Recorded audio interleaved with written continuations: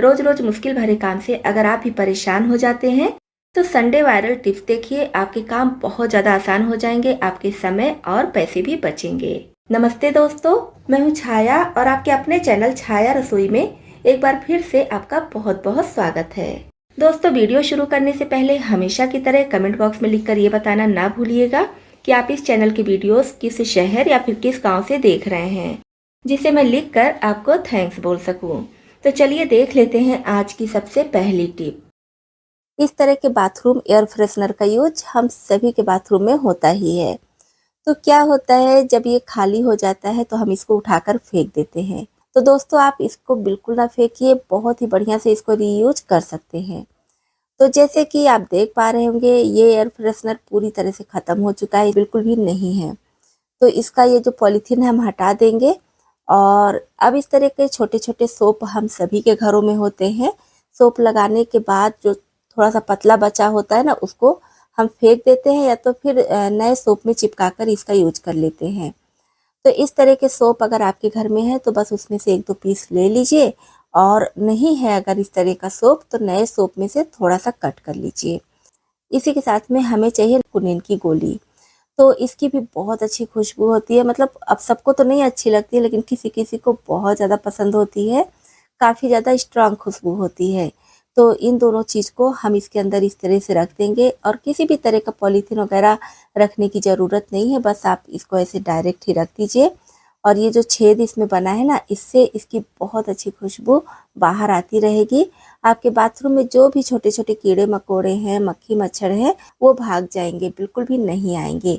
तो इस तरह से अगर आपके घर में भी बाथरूम एयर फ्रेशनर है और वो ख़त्म हो चुका है, तो इस खाली पैकेट को बिल्कुल ना फेंकिए, इसको फिर से रीयूज कर सकते हैं, जैसा कि मैं वीडियो में आपको दिखाती हूँ। तो दोस्तों, उम्मीद करती हूँ ये टिप आपको बहुत ज़्यादा पसंद आई होगी। चलिए बढ़ते हैं नेक्स्ट टिप की तरफ। दोस्तों, इस तरह से लकड़ी वाली स्पैचुला का यूज हम सभी करते हैं, लेकिन क्या होता है कि यूज करते करते ये काफ़ी ज़्यादा पीला हो जाता है। और लकड़ी का है तो ज़्यादा दिनों तक यूज ना कीजिए, तो इसमें फंगस लग जाता है, साथ ही साथ जम्स भी होने का डर होता है। तो क्या कीजिए, अगर आप भी इस तरह के लकड़ी वाले यानी वुडन स्पैचुला या फिर स्पून का यूज करते हैं, तो बस छोटी सी टिप अपनाइए, आपका ये स्पैचुला एकदम साफ रहेगा, किसी भी तरह का जम्स नहीं होगा, और इसमें जो दाग धब्बे होते हैं, पीलापन होता है, वो भी खत्म हो जाएगा। तो इसके लिए हमें चाहिए बढ़िया से गर्म पानी। तो मैं यहाँ पर इलेक्ट्रिक केटल में ही पानी गर्म की हूँ और इसी में डाल देंगे नमक। आप केटल के बजाय कोई दूसरा बर्तन भी ले सकते हैं, क्योंकि मैं इसी में गर्म की हूँ और इसमें डिप करने में भी अच्छा होगा। इसमें डाल देंगे थोड़ा सा नमक और थोड़ा सा खाने वाला सोडा यानी कि मीठा सोडा। एक स्पैचुला से नमक को हम अच्छे से मिक्स कर लेंगे, और बाकी आपके घर में जितने भी स्पून है, स्पैचुला है, वो इसमें डाल दीजिए। इसी के साथ में मैं ये दही मथने वाली मथनी भी डाल दे रही हूँ, क्योंकि इसमें भी काफ़ी ज़्यादा चिकनाई लग जाती है, और अगर हम इसको भी अच्छे से नहीं साफ करेंगे तो इसमें भी फंगस वगैरह होने का डर होता है। और छोड़ दीजिए 15 से 20 मिनट के लिए। 15 से 20 मिनट के बाद आप इसको निकालिए और नॉर्मल पानी से धुल के अच्छे से सुखा लीजिए, और फिर इसमें लगा दीजिए थोड़ा सा ऑयल, कोई भी कुकिंग ऑयल आप इस तरह से ले लीजिए और अच्छे से लगा दीजिए। फिर आप इस स्पैचुला को रख दीजिए या फिर यूज कीजिए। आप देखेंगे आपके स्पैचुला की लाइफ भी बढ़ जाएगी, किसी भी तरह का जम्स या फंगस होने का भी डर नहीं होगा, इसमें जो पीलापन होता है वो भी खत्म हो जाएगा। तो देखिए कितने अच्छे से ये साफ हो चुका है, अब आप बेफिक्र होकर इसका यूज कर सकते हैं। तो कभी कभी हम मार्केट से कोई सामान लेकर आते हैं तो पॉलीथीन का ये जो नॉट होता है काफ़ी ज़्यादा टाइट हो जाता है, तो इसको खोलने में काफ़ी ज़्यादा दिक्कत होती है। वैसे तो हम पॉलीथीन को फाड़ कर भी सामान निकाल सकते हैं, लेकिन जब हम इसको खोल कर सामान निकालते हैं तो पॉलीथीन का रीयूज भी कर सकते हैं बहुत सारी जगहों पर। तो इस नॉट को खोलने का बहुत ही आसान तरीका आपके साथ शेयर कर रही हूँ। इसके लिए हमें चाहिए इस टाइप का पतला वाला हेयर पिन, और आप इस तरह से पॉलीथीन को अच्छे से जब देखेंगे इसके नॉट को, तो आपको दिख जाएगा इसका दोनों नॉट इधर उधर, लेकिन वो इतना छोटा होता है कि पकड़ में नहीं आता, खुलता नहीं है। तो यहाँ पर आपको ये हेयर पिन इस तरह से लगा देना है एक साइड में, और फिर एक हेयर पिन और लेना है, इसको दूसरे साइड में इस तरह से नॉट में लगा देना है, और फिर इसको इस तरह से खींचेंगे। तो जब खींचेंगे तो इसका नॉट ढीला पड़ जाएगा और बहुत आसानी से आपका पॉलीथीन खुल जाएगा, जैसा कि आप वीडियो में देख पा रहे होंगे। तो मैं एक दूसरी पॉलीथीन में भी इसे लगाकर और खोलकर आपको दिखा दे रही हूँ। यहाँ पर देखिए ब्लैक कलर की पॉलीथीन है, ये वाला नॉट भी शायद आपको बढ़िया से दिख जाए। तो इसमें भी हम इस तरह से ये हेयर पिन लगाएंगे और उसके बाद दूसरा जो नॉट दिखेगा उसमें भी लगा देंगे और फिर हम इसको खींचेंगे इस तरह से। और ये लीजिए फटाफट पॉलीथीन का नॉट खुल गया। तो बहुत ही अच्छी टिप है, बहुत ही आसान है। इस तरह से आपकी पॉलीथीन भी नहीं फटेगी और आपको ज़्यादा मेहनत करने की भी ज़रूरत नहीं पड़ेगी। बस हेयर पिन की मदद से आप आसानी से नॉट खोल सकते हैं। दोस्तों उम्मीद करती हूँ ये टिप भी आपको पसंद आई होगी। चलिए बढ़ते हैं नेक्स्ट टिप की तरफ। दोस्तों अक्सर हम बाहर कहीं जाते हैं तो चूड़ियाँ तो ले ही जाते हैं। क्या होता है कि बाहर ले जाने में सबसे ज़्यादा डर होता है इनके चिटकने का। तो इसके लिए क्या कीजिए, आप चूड़ियों में इस तरह से रबर बैंड लगा लीजिए। इससे आपकी चूड़ियाँ सिक्योर रहेंगी, बिल्कुल भी नहीं चिटकेंगी। और सिर्फ बाहर ले जाने में ही नहीं, अगर आप घर में भी रख रहे हैं किसी बॉक्स वगैरह में या फिर पेपर वगैरह में लपेट कर रख रहे हैं तो पहले इस तरह से रबर बैंड लगा दीजिए और फिर पेपर में लपेट के रखिए। तो इससे आपकी चूड़ियाँ अगर हल्की फुल्की कभी गिर भी गई, मतलब ज़्यादा ऊपर से गिरने से तो चिटकेंगी ही, लेकिन हल्की फुल्की इस तरह से गिर जाएंगी तो बिल्कुल भी नहीं चिटकेंगी। और कभी कभी होता है हम चूड़ियाँ इधर उधर रखते हैं, हमारे हाथ से ही फिसल जाती हैं तो एक दो चूड़ी नीचे गिर जाती है, तो वो दिक्कत भी नहीं होगी। तो आप अपने हिसाब से कम या फिर ज़्यादा रबर बैंड लगा सकती हैं। जितनी ज़्यादा रबर बैंड लगाएंगी उतनी ज़्यादा ये सिक्योर रहेंगी। इस तरह से आप पैक करके जितनी भी चूड़ियाँ ले जानी है डिब्बे में सेट करके रख लीजिए। हर लेडीज़ के लिए ये टिप बहुत ही ज़्यादा यूजफुल है, तो आप भी इसको अपना कर जरूर देखें। दोस्तों कभी कभी हमें कॉपी में या फिर कहीं भी लाइन खींचनी होती है, तो जिसकी आदत होती है वो तो सीधी लाइन खींच लेता है, लेकिन जिसकी आदत नहीं होती है उसके लिए काफ़ी ज़्यादा दिक्कत होती है। तो मुझसे भी सीधी लाइन बिल्कुल नहीं खींचती है बिना स्केल के। तो आज हम बिना स्केल के ही सीधी लाइन खींचेंगे। इसके लिए एक पेन और ले लीजिए और इस तरह से कॉपी पर या फिर जहाँ भी आपको लाइन खींचनी है वहाँ पर रख दीजिए और दूसरे पेन से आप लाइन खींचिए। तो ये टिप बहुत ही यूजफुल है, इमरजेंसी में आप इसको अपना सकते हैं। अगर आपके घर में स्केल नहीं मिल रहा है या फिर नहीं है तो इस टिप को ज़रूर अपना कर देखिए, एकदम सीधी लाइन खींचेगी जैसा कि आप वीडियो में देख पा रहे होंगे। एक एक भिंडी हम कट करते हैं तो काफ़ी ज़्यादा समय लग जाता है। इसके लिए आप देख पा रहे होंगे मैं चॉपिंग बोर्ड पर किस तरह से भिंडी को सेट कर दी हूँ। तो 5, 6, 3, 4 मतलब आप जितना भिंडी मैनेज कर पाइए उतना इस तरह से लगा दीजिए और एक बराबर इसको कर लीजिए। उसके बाद आप इसको अपनी पसंद अनुसार पीस में कट कर लीजिए। इस तरह से आप भिंडी कट करेंगे ना तो एक साथ में ढेर सारी भिंडी कट जाएगी और आपका इससे बहुत ज़्यादा समय भी बचेगा। तो दोस्तों छोटी सी टिप है लेकिन काम की है, एक बार आप भी इसको अपना कर देखिए। चलिए बढ़ते हैं नेक्स्ट टिप की तरफ। दोस्तों इस तरह के चाकू वैसे तो हम सभी अपने घर में रखते ही हैं, लेकिन जब सफ़र में कहीं जाना होता है तो इस चाकू को ले जाने से थोड़ा बचते हैं, क्योंकि ये चाकू रखने में दिक्कत होती है। एक तो ओपन रहता है, इसमें कुछ ना कुछ जुगाड़ करके ही हमें ले जाना पड़ता है। तो इससे बचने के लिए क्या कीजिए, आप इस तरह का फोल्डिंग वाला चाकू एक ले लीजिए। मार्केट में बहुत आसानी से मिल जाता है, ऑनलाइन भी मिलता है। तो बस आप इस तरह से फोल्डिंग वाला चाकू ले लीजिए और आप इसको अपने पर्स में रखे रहिए। जब भी आपको सफ़र में चाकू की ज़रूरत हो तो आप इसको निकालिए और फल सैलेड जो भी आपको कट करना है कट कीजिए और फिर अच्छी तरह से धुलकर पोंछकर फोल्ड करके पर्स में रख लीजिए। फोल्ड हो जाता है, इसकी वजह से आप अपने पर्स में डायरेक्ट भी रख सकते हैं। इससे आपका पर्स या फिर बैग कहीं से भी कटेगा फटेगा नहीं। तो इस तरह से फोल्डिंग वाला चाकू सफ़र में रखने से बहुत ज़्यादा आसानी हो जाती है। खासकर अगर आप लंबे सफ़र पर हैं तब तो आपके लिए बहुत ही अच्छा होता है, क्योंकि लंबे सफ़र में हम कहीं जाते हैं तो कुछ लें या ना लें लेकिन फल ज़रूर लेते हैं, फल को कट करना ही पड़ता है। तो ये चाकू आपके बहुत ही काम आएगा। जब भी हमारे घर में छोटी छोटी इस तरह की डिब्बियाँ आती हैं जैसे कि दही या फिर आइसक्रीम वगैरह, तो इसको हम फेंक देते हैं। अगर इसके ऊपर ढक्कन नहीं है तब तो फेंक दीजिए, कोई दिक्कत नहीं है। लेकिन अगर ढक्कन वाला है तो आप इसको संभाल कर रख सकती हैं।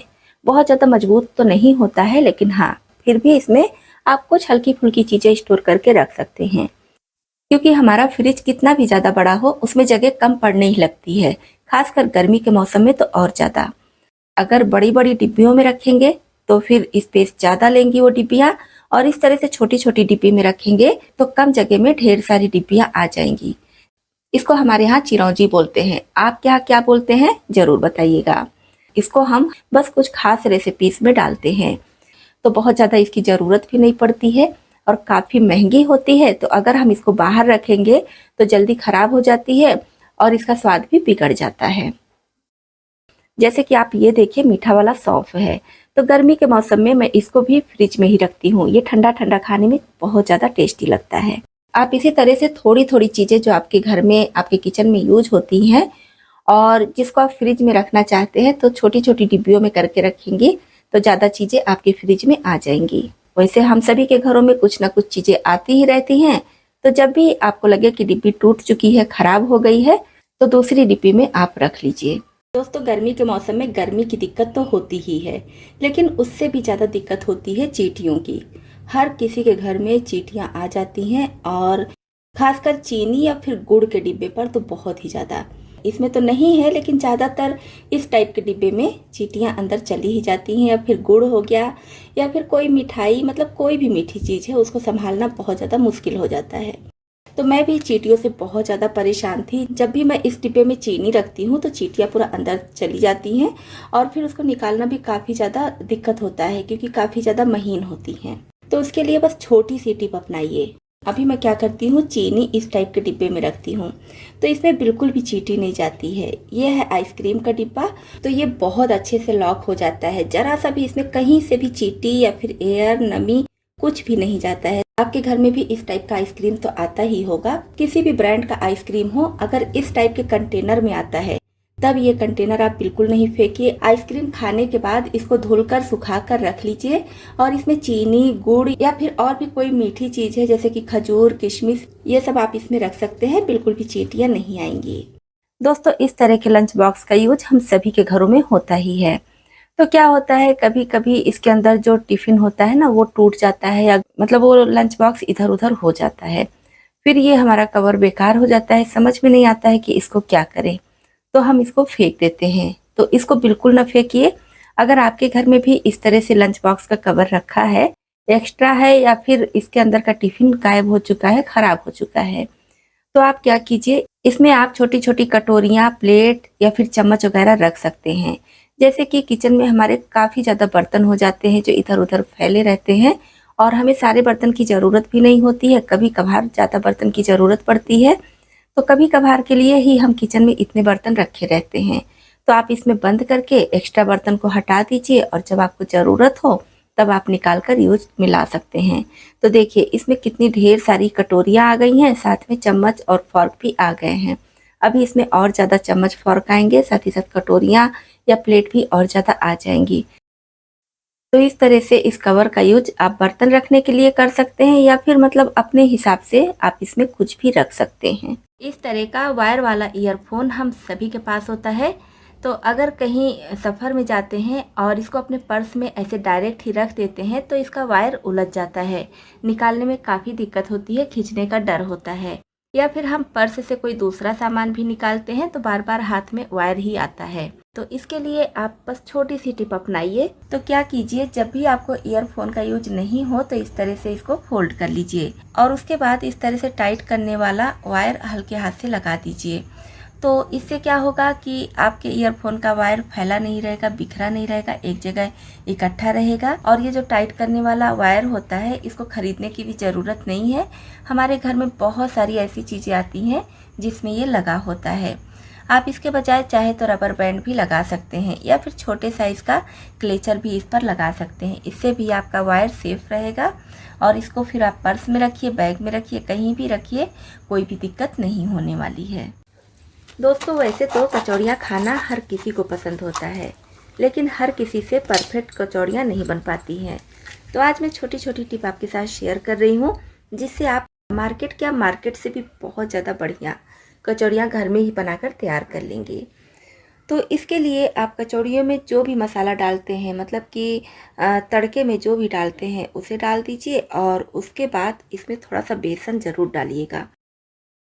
प्याज, आलू, मटर, पनीर, मतलब किसी भी तरह की आप कचौड़ी बनाइए, यहाँ तक कि उड़द दाल और मूंग दाल से भी बना रहे हैं तो भी।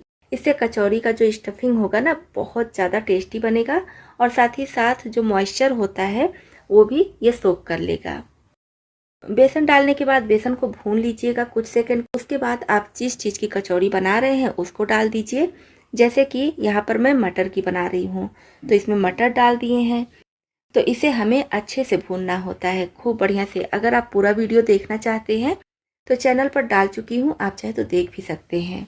तो जब ये अच्छे से भून जाए तब इसमें डाल दीजिए थोड़ी सी रोस्टेड कसूरी मेथी, इस तरह से क्रश करके।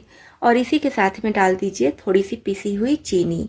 चीनी और रोस्टेड कसूरी मेथी डालने से इसका स्वाद बहुत ज़्यादा बढ़ जाता है। ऐसा भी नहीं है कि सिर्फ यही दोनों चीज़ें आप डालेंगे तो स्वाद बढ़ जाएगा, बाकी के मसाले भी इसमें ज़रूरी होते हैं। लेकिन जिन मसालों का यूज कम लोग करते हैं या कुछ लोग बिल्कुल नहीं करते हैं, उनके लिए ये टिप है।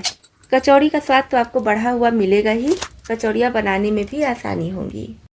तो दोस्तों, इसमें से आपको कौन सी टिप ज़्यादा पसंद आई और कौन सी पहले से पता थी, कमेंट बॉक्स में लिखकर ज़रूर बताइएगा। इसी तरह से यूजफुल टिप्स एंड ट्रिक्स देखने के लिए, साथ ही साथ हमारी यूट्यूब फैमिली में शामिल होने के लिए इस चैनल को अभी तक सब्सक्राइब नहीं किए हैं तो सब्सक्राइब भी कर लीजिएगा।